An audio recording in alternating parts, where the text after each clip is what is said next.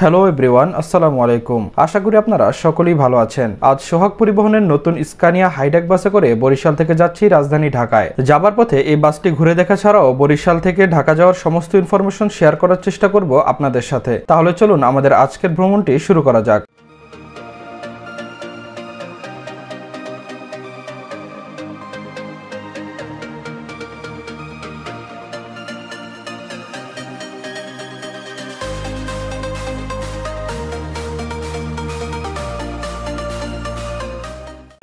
ফুল ভাইকে অনেক অনেক ধন্যবাদ।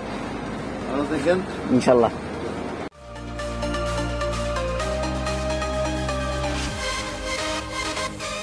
এখন আমি আছি বরিশালের নথুল্লাবাদ সোহাগ পরিবহনের বাস কাউন্টারের সামনে। আজ আমি সোহাগ পরিবহনের এই নতুন স্কানিয়া হাইড্যাক বাসে করে বরিশাল থেকে যাব রাজধানী ঢাকায়। প্রথমে চলুন সোহাগ পরিবহনের কাউন্টার থেকে আমাদের আজকের ভ্রমণের টিকিটটি সংগ্রহ করে নিই।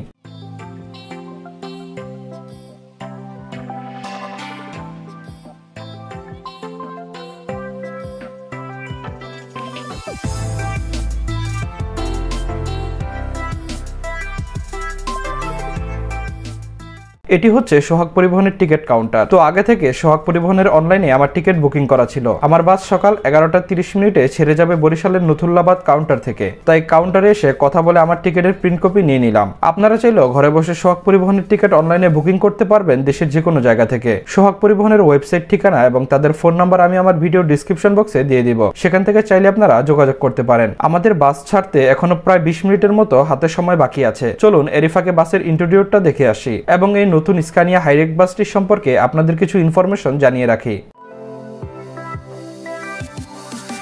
সোহাগ পরিবহনের এই বাসগুলো হলো স্কানিয়া ব্র্যান্ডের। স্কানিয়া একটি সুইডিশ ব্র্যান্ড, আর বাসগুলোর বডি নির্মাণ করা হয়েছে ইন্দোনেশিয়ার বিখ্যাত লাক্সানা বাস কোম্পানি থেকে। বাসগুলোর চেসিস ও ইঞ্জিন হচ্ছে স্কানিয়া K360 আর বডির মডেল হলো লাক্সানা SR2 XDD প্রাইম। সোহাগ পরিবহনের এই বাসগুলোর বৈশিষ্ট্য হলো চালকের অবস্থা থেকে যাত্রীর স্তর অপেক্ষাকৃত উপরে। দূর থেকে দেখতে এই বাসটিকে প্রায় ডাবল ডেকার বাসের মতোই দেখা যায়। আরামদায়ক ও নিরাপদ ভ্রমণের জন্য এই গাড়িগুলোতে ব্যবহার করা হয়েছে ABS ব্রেকিং সিস্টেম ও এয়ার সাসপেনশন। এছাড়া এই গাড়িতে গুরুত্বপূর্ণ একটি সেফটি ফিচার হিসেবে রয়েছে এন্টি-লক ব্রেকিং সিস্টেম, যা বৃষ্টির সময় দুর্ঘটনা এড়াতে বিশেষভাবে সহায়তা করে।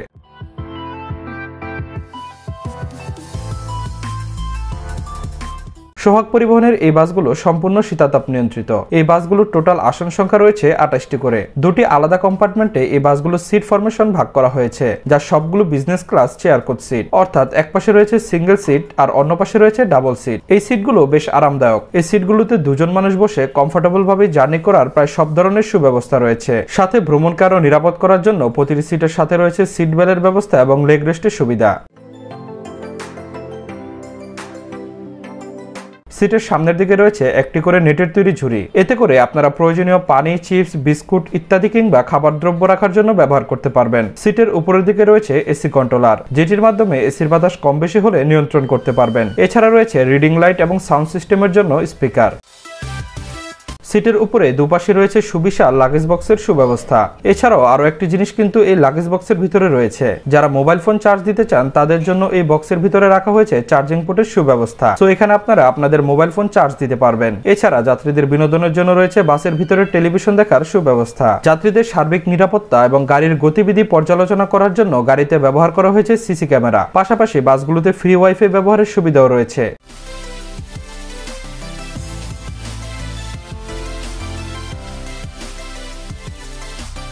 বরিশাল টু ঢাকা রুটে তাদের বিজনেস ক্লাস এই বাসের ভাড়া করা হয়েছে জনপ্রতি 1200 টাকা করে। প্রতিটি টিকিটের সাথে একটি করে 500 ml পানির বোতল এবং ব্ল্যাঙ্কেটের সুবিধা পাবেন আপনারা। এছাড়া এই বাসগুলোর মূল আকর্ষণ হচ্ছে এই বাসগুলোর ভিতরের এবং বাহিরের লাইটিং পার্ট, যা এই বাসগুলোকে আরো সুন্দরভাবে ফুটিয়ে তুলেছে। বাসগুলোর ডিজাইন, ফিনিশিং ও প্রিন্ট দেখে যে কোনো যাত্রীদের কাছে মন জয় করে নেবে এই বিলাসবহুল মডেলের বাসগুলো।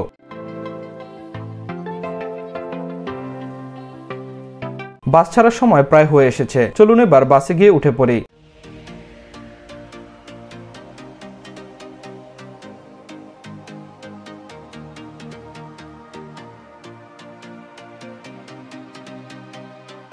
বরিশাল ঢাকা রুটে সোহাগ পরিবহনে প্রথম দিনে যারা ট্রাভেল করবে তাদের জন্য সোহাগ পরিবহনের পক্ষ থেকে ফুলের সংবর্ধনার পাশাপাশি রাখা হয়েছে একটি সুন্দর কাচের মগ। ধন্যবাদ জানাই সোহাগ পরিবহনকে তাদের সুন্দর একটি ব্যবস্থার জন্য।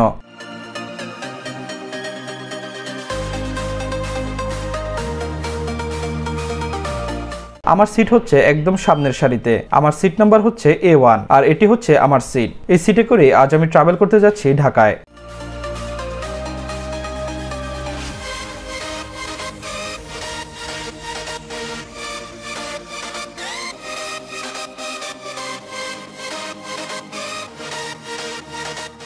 শুরু হলো আমাদের পথ চলা। আশা করি ভালো একটি জার্নি উপভোগ করব। আর এখন সময় সকাল 11:35। নির্ধারিত সময়ে আমাদের বাস রওনা করলো বরিশাল থেকে ঢাকার উদ্দেশ্যে। আমাদের আজকের ট্রাভেল যাত্রায় ড্রাইভার হিসেবে আছেন মোহাম্মদ ফুল মিয়া ভাই, তার সহকারী হেল্পার হিসেবে আছেন আকাশ ভাই এবং গাইড হিসেবে আছেন রায়হান ভাই। মূলত ঢাকা থেকে আমি বরিশাল সোহাগ পরিবহনের যে বাসে করে এসেছিলাম, আমি সেই একই বাসে করে ঢাকা ব্যাক করছি। গুগল ম্যাপের তথ্য অনুযায়ী বরিশাল থেকে রাজধানী ঢাকার দূরত্ব পদ্মা সেতু হয়ে প্রায় 182 কিলোমিটারের মতো। আর বাসে করে এ পথে যেতে সময় লাগবে কম বেশি 3 থেকে 4 ঘন্টার মতো। পথে যদি কোনো যানজট না থাকে, আশা করি এই সময়ের মধ্যে আমরা ঢাকায় পৌঁছাতে পারবো। যাই হোক, চলুন আর কথা না বাড়িয়ে আজকের ভ্রমণটা উপভোগ করার চেষ্টা করি।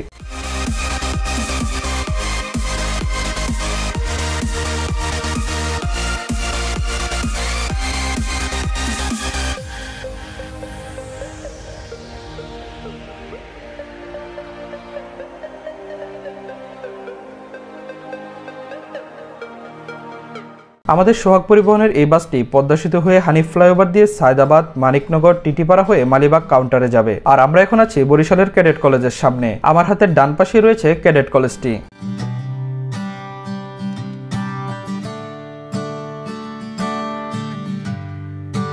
দুপুর যত হচ্ছে, রাস্তা কিন্তু গাড়ির চাপ ততই আস্তে আস্তে বাড়তে শুরু করেছে। বিশেষ করে সিঙ্গেল রুট হওয়ার কারণে কিন্তু অনেক সময় বাস বেশি স্পিডে চালানো যায় না। সামনে হয়তো কখনো লোকাল কোনো বাস, রিক্সা বা সিএনজি চলে আসে, যার জন্য কিন্তু অনেক সময় স্পিড স্লো হয়ে যায়। সবকিছু মিলিয়ে সময় যত বাড়ছে, এই রুটের ব্যস্ততা ততই বাড়তে শুরু করেছে।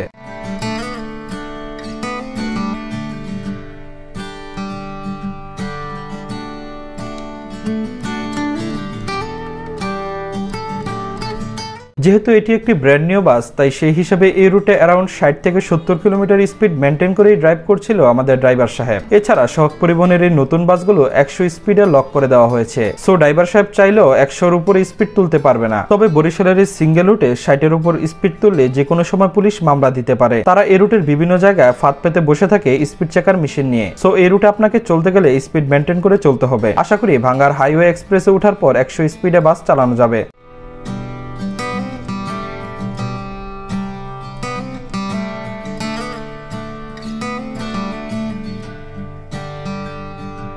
আমরা এখন আছি টেকেরহাট। আমাদের হাতের বাম সাইডের রাস্তাটা চলে গেছে গোপালগঞ্জের দিকে। এখান থেকে গোপালগঞ্জের দূরত্ব 35 কিলোমিটার আর সোজা রাস্তাটা গিয়েছে ভাঙ্গার দিকে। এখান থেকে ভাঙ্গার দূরত্ব 19 কিলোমিটার। সো আমরা 19 কিলোমিটার রাস্তা পাড়ি দেওয়ার পর কিন্তু ভাঙ্গা হাইওয়ে এক্সপ্রেস রুটে উঠে যাব।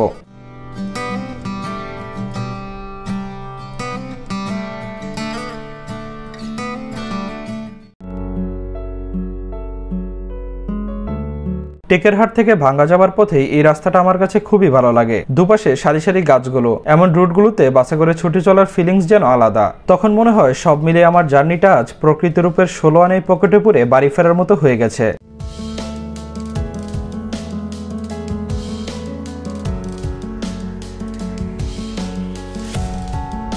আমরা এখন ভাঙ্গার কাছাকাছি চলে এসেছি। আমাদের সামনে সোজা রাস্তাটা চলে গেছে ঢাকা ফরিদপুরের দিকে আর বামের রাস্তাটা খুলনা রুটের দিকে চলে গিয়েছে।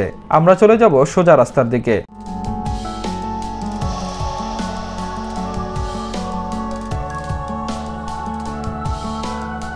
আমরা এখন লম্বা একটি ইউটার্ন নিব বামের রাস্তার দিকে। আপনি যদি এই রাস্তার নতুন এসে থাকেন, তাহলে রাস্তার সাইডে সাইনবোর্ডগুলো ভালো করে খেয়াল করবেন। তাহলে রাস্তার দিক নির্দেশনাগুলো দেখে আপনি বুঝে যাবেন আপনি কোন রাস্তা দিয়ে কোন দিকে যেতে হবে। আর আমরা এখন রয়েছি ভাঙ্গার হাইওয়ে এক্সপ্রেস রুটে। এখান থেকে পদ্মা সেতুর দূরত্ব 19 কিলোমিটার।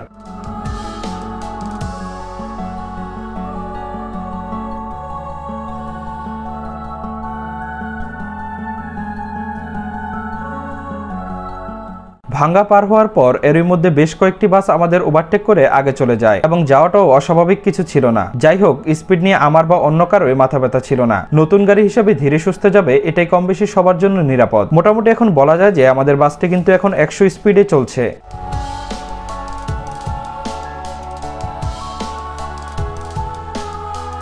এখন আমাদের সামনে কিন্তু গোল্ডেন লাইনের একটি হিনো 1J এসি বাস রয়েছে, যেটি ঢাকা ফরিদপুর রুটের বাস। চলুন দেখা যাক গোল্ডেন লাইনের এই বাসটিকে ওভারটেক করা যায় নাকি।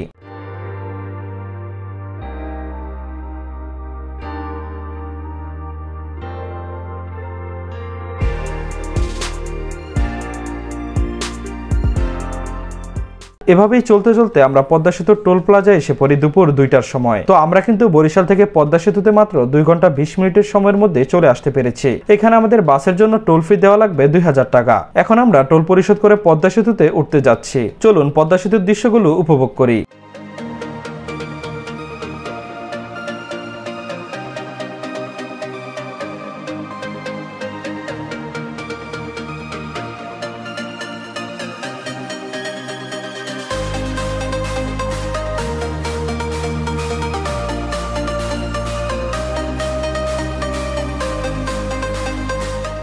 এই সেতুটি 2022 সালের 25 জুন উদ্বোধন করা হয়। সেতুটির মোট দৈর্ঘ্য 6.15 কিলোমিটার, যা 3.82 মাইল। স্প্যান সংখ্যা ও মোট দৈর্ঘ্য উভয়ের দিক থেকে গঙ্গা নদীর উপর নির্মিত দীর্ঘতম সেতু। 390 ফুট গভীরতাযুক্ত বিশ্বের গভীরতম পাইলের সেতু এটি। পদ্মা সেতুর নির্মাণ কাজ বাংলাদেশের ইতিহাসের সবচেয়ে চ্যালেঞ্জিং নির্মাণ প্রকল্প হিসাবে বিবেচিত। 2 স্তর বিশিষ্ট ইস্পাত ও কংক্রিট নির্মিত ট্রাসের এই সেতুর উপরের স্তরে 4 লেনের সড়ক এবং নিচের স্তরে একটি একক রেলপথ রয়েছে। এই পদ্মা সেতু চালু হওয়ার পর দেশের দক্ষিণাঞ্চলে সড়কপথে ব্যাপক পরিবর্তন এসেছে।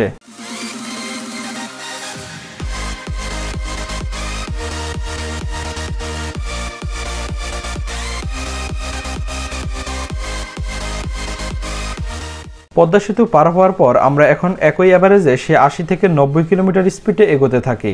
মাওয়া হাইওয়ে এক্সপ্রেসে এমন পরিবেশে বাসে করে ছুটে চলার মজাই আলাদা।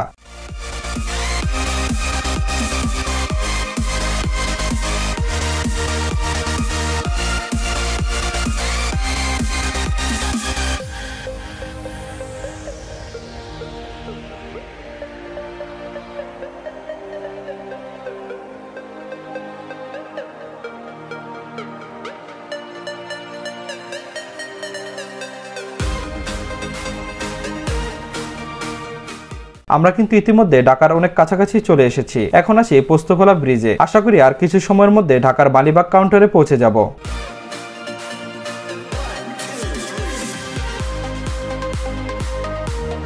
আমাদের এই বাসটি হানিফ ফ্লাইওভার হয়ে সায়দাবাদ, মানিকনগর, টিটিপাড়া দিয়ে মালিবাগ কাউন্টারে যাবে। মালিবাগ কাউন্টারই হচ্ছে এই বাসের লাস্ট স্টপেজ।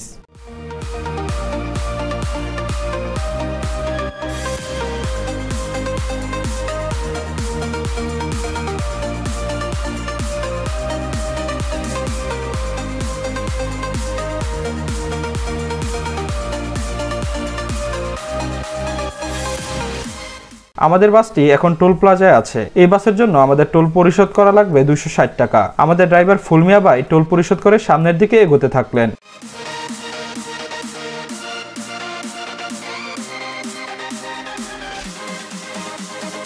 আমাদের বাসটি এখন সায়দাবাদের দিকে যাচ্ছে। হাতের বাম পাশে হচ্ছে Sayedabad bus terminal.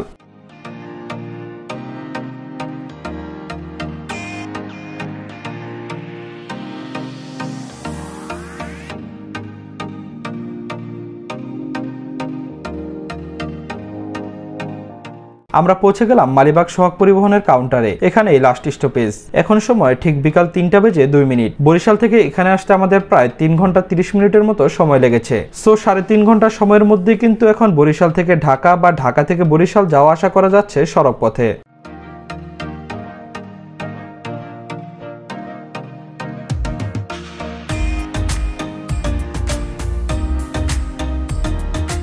Driver Fulmia ভাইকে ধন্যবাদ জানিয়ে বিদায় নিলাম। তিনি আসলে একজন দক্ষ ভালো মনের একজন মানুষ। খুব সেফটি ভাবে ড্রাইভিং করেছেন। সাথে গাইড রায়হান ভাই এবং হেল্পার আকাশ ভাই আমাকে পুরো রাস্তা জুড়ে ভিডিও করার জন্য সাহায্য করেছেন। এখনো পর্যন্ত আমার এই ভিডিওটি যারা না টেনে দেখেছেন তাদের সবাইকে জানাই অনেক অনেক ধন্যবাদ। আশা করি সোহাগ পরিবহনের এই নতুন হাইটেক বাসগুলোতে করে আপনারা ট্রাভেল করবেন, ভালো সার্ভিস পাবেন এই প্রত্যাশাই রইল। সবাই ভালো থাকুন, সুস্থ থাকুন। আল্লাহ হাফেজ।